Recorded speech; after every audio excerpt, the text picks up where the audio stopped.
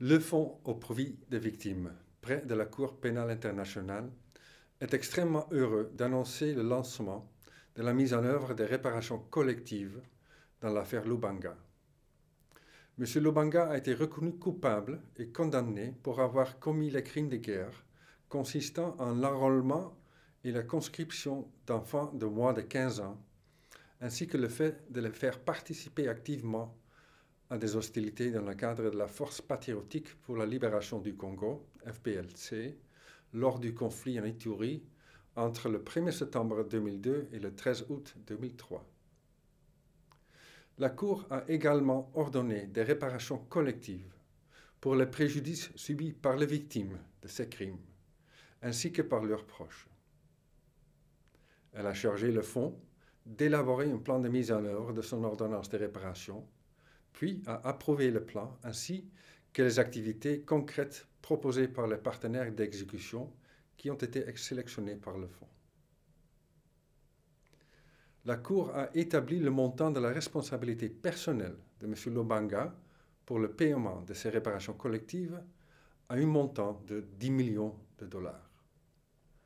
M. Lubanga ayant été déclaré indigent, la Cour a demandé au Fonds au profit des victimes de compléter les réparations accordées sur ses propres ressources en utilisant les contributions volontaires de ses donateurs.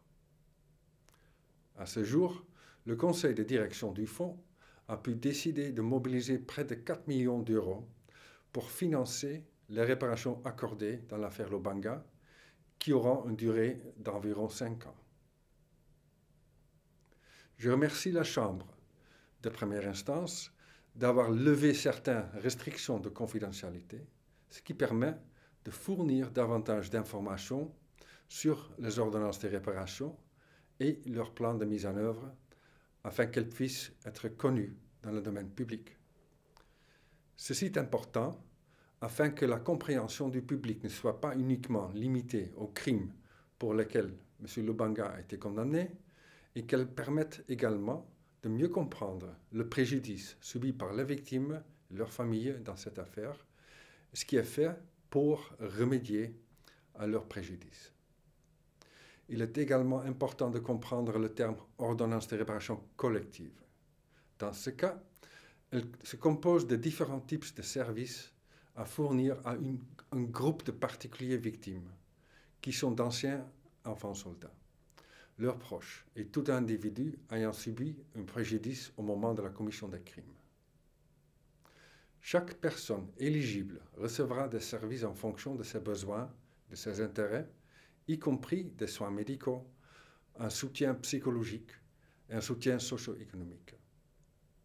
Les mesures de réparation visent ainsi à aider les victimes et leurs familles à surmonter leurs préjudices et à retrouver leur dignité en tant que membres de leur communauté. Nous avons sélectionné un excellent consortium pour assister le Fonds dans la mise en œuvre des ordonnances de réparation collective dans l'affaire Lubanga.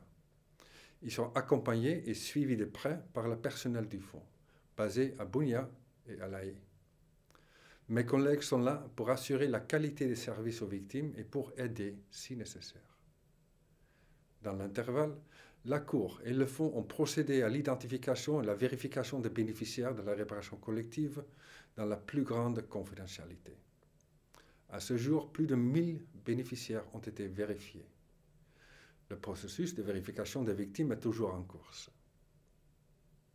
Je dois souligner que la protection de l'identité et du bien-être des victimes reste une priorité pour le Fonds, afin qu'elles puissent accéder à des réparations dans le plus grand souci de leur sécurité personnelle.